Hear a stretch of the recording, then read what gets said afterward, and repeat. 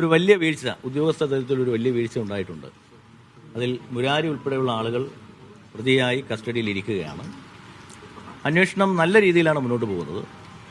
ഞങ്ങൾക്ക് ബഹുമാനപ്പെട്ട കോടതിയുടെ നിരീക്ഷണത്തിൽ SITയുടെ നേതൃത്വത്തിൽ നടക്കുന്ന അന്വേഷണത്തിൽ പൂർണ്ണ വിശ്വാസമുണ്ട്.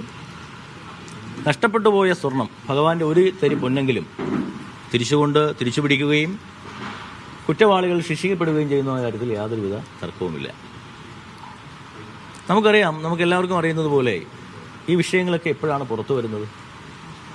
2025 ഈ ബോർഡിൻ്റെ നേതൃത്വത്തിൽ ദ്വാരപാലക ശില്പങ്ങൾ നവീകരിക്കുവാൻ ചെന്നൈയിലേക്ക് കൊണ്ടുപോയപ്പോഴാണ്.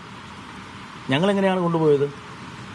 കൃത്യമായ പ്രൊസീജിയർ പാലിച്ചുകൊണ്ട് തിരുവാഭരണ കമ്മീഷണറുടെ നേതൃത്വത്തിൽ SP വിജിലൻസിൻ്റെ സാന്നിധ്യത്തിൽ, സ്മിത്തിൻ്റെ സാന്നിധ്യത്തിൽ, സമസ്ത ഉദ്യോഗസ്ഥന്മാരുടെയും ബന്ധപ്പെട്ട ഉദ്യോഗസ്ഥന്മാരുടെയും സാന്നിധ്യത്തിൽ കൃത്യമായ മഹസർ തയ്യാറാക്കി 22 കിലോഗ്രാം ചെമ്പ്, അതിൽ 281 ഗ്രാം സ്വർണം എന്നൊക്കെ മഹസർ തയ്യാറാക്കി വീഡിയോ ചിത്രീകരണത്തോടുകൂടി സുരക്ഷിത വാഹനത്തിലാണ് ഞങ്ങൾ ചെന്നൈയിലേക്ക് കൊണ്ടുപോയത്.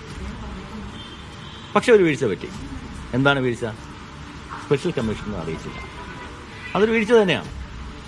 അപ്പോൾ സ്വാഭാവികമായും കോടതി അതിൽ ഇടപെട്ടപ്പോൾ ഞങ്ങളുടെ വിജിലൻസിനെ തന്നെ കോടതി അന്വേഷണം ഏൽപ്പിച്ചു. ഞങ്ങളുടെ വിജിലൻസ് SP കൃത്യമായ റിപ്പോർട്ട് നൽകി. എല്ലാ പ്രൊസീജിയറും പാലിച്ചാണ് കൊണ്ടുപോയത്. സുരക്ഷിതമായ വാഹനത്തിലാണ്, ചെന്നൈയിലേക്കാണ് കൊണ്ടുപോയത്. വീഡിയോ ചിത്രീകരിച്ചാണ്, എല്ലാ പ്രൊസീജിയറും പാലിച്ചിട്ടുണ്ട്. പക്ഷേ ഒരു വീഴ്ച പറ്റി. അത് സ്പെഷ്യൽ കമ്മീഷണർ അറിയിച്ചിട്ടില്ല എന്നുള്ളതാണ്. അത് ഞങ്ങളുടെ സെക്രട്ടറി പരസ്യമായി കോടതിയിൽ ഖേദവും പ്രകടിപ്പിച്ചു. കോടതി ആ പ്രൊസീജിയർ തുടരുവാനും അത് സന്നിധാനത്ത് കൊണ്ട് പുനഃസ്ഥാപിക്കുവാനും അനുമതി നൽകി. അങ്ങനെ സന്നിധാനത്ത് കൊണ്ടുവന്ന് എല്ലാവരുടെയും സാന്നിധ്യത്തിൽ, സ്പെഷ്യൽ കമ്മീഷണർ സാന്നിധ്യത്തിൽ, ദേവസ്വം പ്രസിഡന്റിന്റെയും മെമ്പറുടെയും സാന്നിധ്യത്തിൽ, SP വിജിലൻസിന്റെ